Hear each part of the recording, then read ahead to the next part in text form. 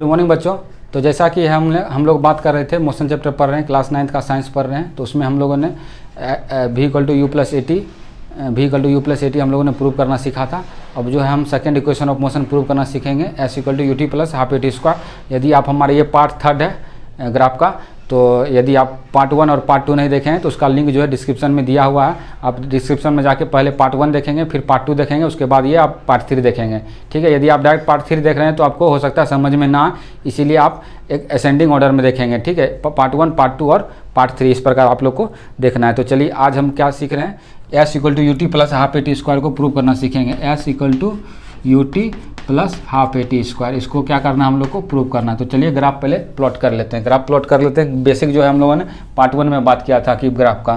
तो देखिए graph plot करने के लिए क्या करते हैं, सबसे पहले ये क्या हुआ हमारा एक्स एक्सिस को टाइम एक्सिस माना जाता है और वाई एक्सिस को क्या मानेंगे हम लोग, वेलोसिटी मानेंगे। ठीक है, अब क्या है, कोई पार्टिकल है, कोई पार्टिकल u वेलोसिटी से स्टार्ट होता है चलना और v वेलोसिटी फाइनल पे जाके पहुंचता है। ठीक है, अब हम लोग को क्या करना है, ये क्या v है, यानी कि यहाँ से 0 है, ये u है, कुछ u इनिशियल वेलोसिटी चलना स्टार्ट करता है और v क्या फाइनल पे जाके पहुंचता है। ठीक है, तो ये यहाँ से यहाँ तक क्या हुआ, हमारा जो वैल्यू होगा इसका u वैल्यू होगा और ये पूरा फाइनल का क्या होगा, 0 से u तक क्या हो जाएगा, हमारा पूरा फाइनल वैल्यू v होगा।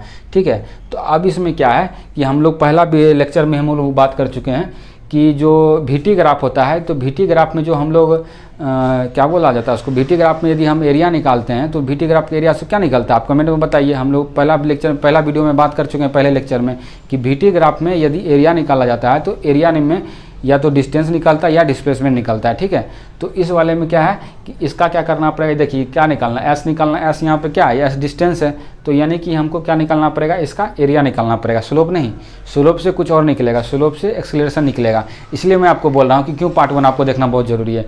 पार्ट 1 देखना इसलिए आपको ज़रूरी है क्योंकि उसमें हमने बेसिक से बात किया है। तो यदि आपको बेसिक समझना और पूरा कॉन्सेप्ट क्लियर करना है तो पार्ट 1 देखना आपका बहुत ही ज़्यादा ज़रूरी है। तो आप लोग पार्ट 1 को देखिएगा, लिंक जो है डिस्क्रिप्शन में दिया गया है। ठीक है, तो यहाँ u से स्टार्ट हुआ चलना कोई पार्टिकल और v तक पहुँचता है। तो अब क्या करते हैं, हम इसमें एरिया निकालते हैं। तो एरिया आपको बताया है कि एरिया निकालने के लिए आपको हमेशा x एक्सिस के अलावा एरिया निकालना है किसी भी पार्टिकल का। ठीक है, अंडर कर्व ये a है, a पार्टिकल है, अब इसका एरिया निकालेंगे किसके एक्सिस के अलावा, x एक्सिस के अलावा। तो अब देखिए ये कोई एक शेप बना, अब इस शेप का एरिया निकालने के लिए क्या किया जा सकता है, देखिए आप लोगों ने क्वाड्रिलेटर पढ़ा होगा, तो क्वाड्रिलेटर में आप लोग पढ़े होंगे कि ट्रेपेजियम पढ़ा होगा। ट्रेपेजियम में क्या होता है कि दो लाइन जो होता है वो एक दूसरे के क्या होता है, पैरेलल होता है। ठीक है, तो यहाँ भी देखिए ये लाइन और ये लाइन पैरेलल है। इसको मैं नोमेनक्लेचर पहले करता हूँ, ये A है, ये B है, ये इसको आप मान लीजिए C और इसको आप लोग मान लीजिए D। तो यानी कि ये आकृति को देखिए ABCD, ये एक ट्रेपेजियम आपको लग रहा है, तो ट्रेपेजियम होता है। तो इस ट्रेपेजियम का फॉर्मूला लगा सकते हैं, एक ऐसा कर सकते हैं और दूसरा क्या कर सकते हैं कि इस आकृति को आप लोग 2 पार्ट में डिवाइड कर लीजिए, इस आकृति को 2 पार्ट में डिवाइड कर लीजिए। तो देखिए ये क्या आपका बन रहा है, यहाँ पे मान लीजिए E रख लीजिए।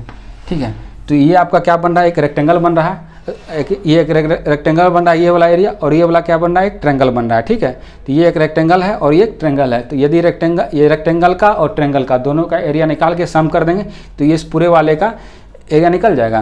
तो यही हम लोग को करना है, पहले क्या करना है, रेक्टेंगल का निकालेंगे, फिर ट्रायंगल का एरिया निकालेंगे। तो देखिए कैसे निकालते हैं। ठीक है, आप लोग बने रहिए, और आपको अगर वीडियो पसंद आ रहा है तो आप वीडियो को लाइक कर दीजिए, दोस्तों को भी शेयर करना ना भूलिए। ठीक है, तो अब देखिए किस प्रकार निकालते हैं एरिया। तो निकालिए रेक्टेंगल क्या है, नाम देते हैं BED, इस तरह की CBED, रेक्टेंगल CBDE का एरिया क्या होता है, लेंथ इंटू ब्रेथ होता है, लेंथ L इंटू B। अब देखिए L इंटू B क्या है, यहाँ लेंथ क्या है हमारा, ये BC हमारा लेंथ है। ठीक है, तो यहाँ पे क्या लिखेंगे, यहाँ पे लिखेंगे BC इंटू ब्रेथ क्या है हमारा, EB है, ब्रेथ क्या है हमारा, EB है। अब देखिए BC का वैल्यू क्या है, BC का वैल्यू देखिए, BC क्या है, टाइम एक्सिस पे है, तो यानी कि क्या होगा, ये टाइम T होगा।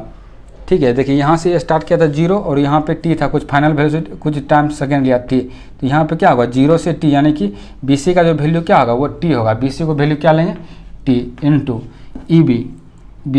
EB का क्या वैल्यू, देखिए जो वैल्यू हमारा BE का है उसी को पैरेलल में क्या है हमारा DC है, तो DC का वैल्यू क्या हमने बताया था आपको, U होगा। 0 से यहाँ से U जा रहा है तो यहाँ से यहाँ तक क्या होगा वैल्यू U होगा, तो यानी कि क्या होगा ये U। तो इसको क्या लिख सकते हैं, UT, एक हो गया इक्वेशन। इक्वेशन 1 हो गया, यानी कि रेक्टेंगल का आपको हमको आ गया। अब हमको ट्रायंगल का एरिया निकालना है। तो ट्रायंगल का एरिया देखिए किस तरह निकालते हैं। अब लिखेंगे अगेन, यहाँ से निकलते हैं एरिया ऑफ, यहाँ लिखिए एरिया ऑफ ट्रायंगल, क्या है हमारा triangle AED, area of triangle क्या है AED, ठीक है, एरिया ऑफ ट्रायंगल AED। तो एरिया कैसे निकालेंगे, हाफ इंटू बेस, बेस क्या है ED, बेस क्या है ED इंटू, और क्या है हमारा ये हाइट, हाइट क्या है हमारा AE, हाइट क्या है AE। अब देखिए इसका वैल्यू पुट करते हैं, हाफ इंटू ED, ED का वैल्यू क्या है देखिए वही है ED का वैल्यू जो BC का वैल्यू था। तो ED का वैल्यू क्या हुआ, टाइम T होगा हमारा T इंटू AE का, देखिए AE का वैल्यू क्या होगा। अब देखिए AE का वैल्यू, ये पूरा वैल्यू भी है, 0 से लेके यहाँ तक क्या है, यानी B से लेके A तक AB का वैल्यू क्या है भी है, और BE का वैल्यू क्या है U है। तो हमको निकालना AE का वैल्यू। तो AE इक्वल टू क्या लिख सकते हैं, AE इक्वल टू हम लोग AE इक्वल टू क्या लिख सकते हैं, AE equal to AB minus BE लिख सकते हैं, कोई डाउट है। AE equal to AB minus E, यानी कि बड़े में से ये छोटा घटा देते AE आ गया। अब देखिए AB क्या है, AB क्या है भी है हमारा, AB क्या है पूरा का वैल्यू भी है, और BE क्या है हमारा U है, यानी कि ये पूरा का वैल्यू भी है और इसका वैल्यू U है। तो यानी कि V माइनस U लिख सकते हैं। AB की जगह क्या लिख सकते हैं V, और BE की जगह क्या लिख सकते हैं U, ठीक है, इंटू यहाँ पे टाइम था इंटू 1/T। तो ये आ गया हमारा ट्रायंगल का एरिया, ठीक है। तो इसको आप इक्वेशन 2 कर दीजिए, ठीक है, इक्वेशन 1 और 2 हो गया। अब हमको क्या करना है कि इसका भी निकल गया एरिया, इसका भी एरिया निकला। अब दोनों एरिया को ऐड कर देते हैं, ठीक है। दोनों एरिया को ऐड करने के बाद क्या आ जाएगा, इस ग्राफ को हम एक बार के लिए मिटा देते हैं क्योंकि ग्राफ का काम हो चुका है। सॉरी, ग्राफ मैंने मिटा के गलती किया है। हम लोगों ने ग्राफ को फिर से प्लॉट कर लिया, हम लोग गलती किया था, ग्राफ को मिटा दिया। देखिए ग्राफ को फिर से प्लॉट कर लिया। अब देखिए क्या हो गया हमारा, इस रेक्टेंगल का और रेक्टेंगल का क्या हुआ, पूरा एरिया निकल गया। एरिया कैसे निकला, एरिया निकालने के लिए क्या हो गया, इसको प्लस इसको ऐड कर दिए, ये रेक्टेंगल प्लस ट्रायंगल दोनों का एरिया ऐड करने के बाद क्या लिखा। अब यहाँ पे लिखिए क्वाड्रिलेटरल BABCD, इसका एरिया कैसे निकलेगा, एरिया, इसका एरिया क्या करेंगे, दोनों को सम कर देंगे। सम करिए, पहला क्या करेंगे, क्वेश्चन 1 और 2 को सम कर देना। सम करने के बाद क्या आएगा हमारा UT प्लस क्या आ जाएगा उधर हाफ AT, देखिए क्या हो जाएगा half B minus U into T, ठीक है। अब देखिए हमने क्या बताया था, जब एरिया निकालेंगे किसी भी का भी, तो एरिया निकालने से हमारा क्या आएगा, हमारा डिस्टेंस आएगा। तो यानी एरिया निकाला हमने पूरे आकृति का, तो ये एरिया निकाला, तो एरिया क्या आ जाएगा हमारा, यही हमारा डिस्टेंस होगा, S होगा।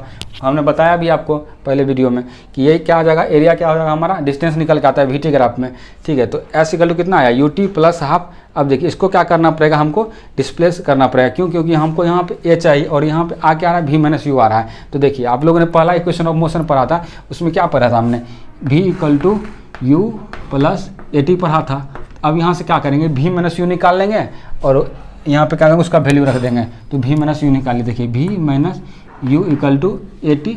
अब V minus U upon AT आ गया, तो यहाँ पे V माइनस U करेंगे AT रख देंगे, यहाँ पे रख दीजिए V minus U equal to AT, यहाँ पे लिख दीजिएगा फ्रॉम इक्वेशन, इधर साइड में ये from motion of equation 1, from motion of equation 1 V minus U equal to AT, ठीक है। अब इसकी जगह V माइनस U पे यहाँ क्या कर देंगे, AT पुट कर देंगे। तो UT plus half into V minus U की जगह क्या रखेंगे, AT रखेंगे, AT इंटू ये वाला T। अब देखिए UT plus half AT square S equal to आ गया, जो हमको प्रूव करना था।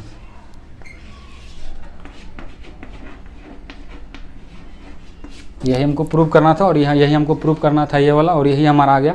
तो ये क्या था, हमारा सेकेंड इक्वेशन ऑफ मोशन था। इसी प्रकार हम लोग थर्ड इक्वेशन ऑफ मोशन को प्रूव करने के लिए सीखेंगे। देखिए थर्ड इक्वेशन ऑफ मोशन में क्या करना है, जिस प्रकार हम लोगों ने अलग अलग आकृति को माना और उसको प्रूव किया, तो थर्ड इक्वेशन ऑफ मोशन में क्या करना है कि हम लोग ट्रेपेजियम का जो बात किए थे, ट्रेपेजियम का हम लोग को फॉर्मूला लगाना है, ठीक है। ट्रेपेजियम का फॉर्मूला लगा देंगे तो थर्ड इक्वेशन ऑफ मोशन है वो भी प्रूव हो जाएगा। वो हम लोग अगले वीडियो में बात करेंगे। चलिए मिलते हैं अगले वीडियो में, तब तक के लिए धन्यवाद।